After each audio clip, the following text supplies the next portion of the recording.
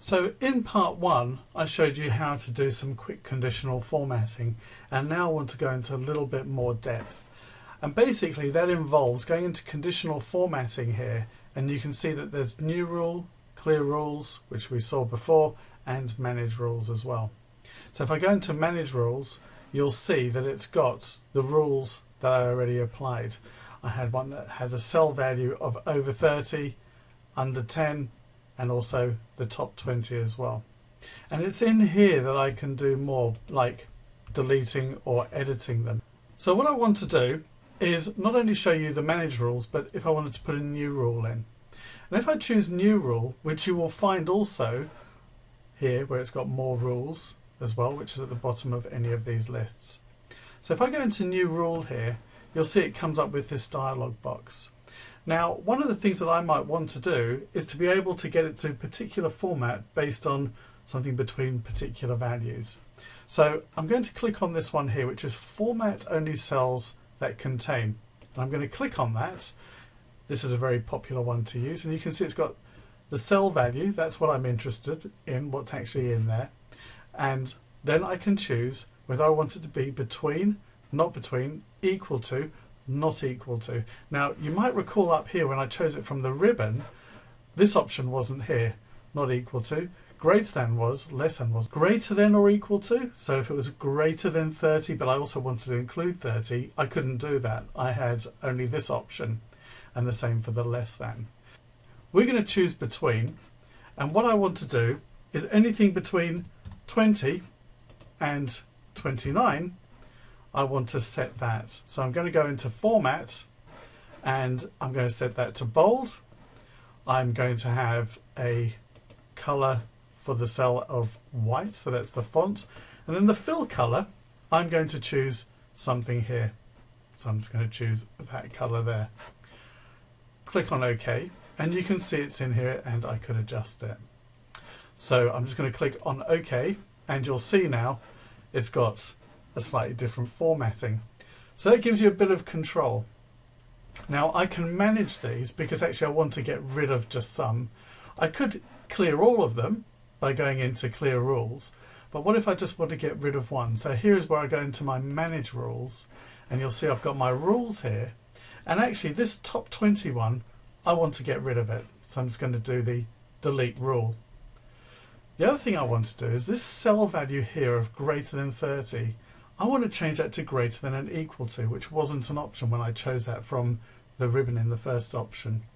So if I go into edit rule, you'll see it's got here that box that we just looked at, and I can choose greater than or equal to. So that will make a difference. I can then also go into my format and go and do whatever I want in my format as well. So previously you can just see it here, 30 wasn't included, but now it will be in that range, and I can click on it OK. In here I could also use it to add a new rule, which is what I did before, and as you saw before I can also delete the rule. I can change the order because the rules get applied in order, so if one overlaps another, so let's say I did greater than or equal to 30 and I did it also between 20 and 30, there'd be a bit of a clash, and how would it know which one to do if it was actually 30, because those two rules would be the same. So what you do is you do the rules in a particular order, and you can see they are in an order here, and you could move them around just by clicking on these buttons just over here.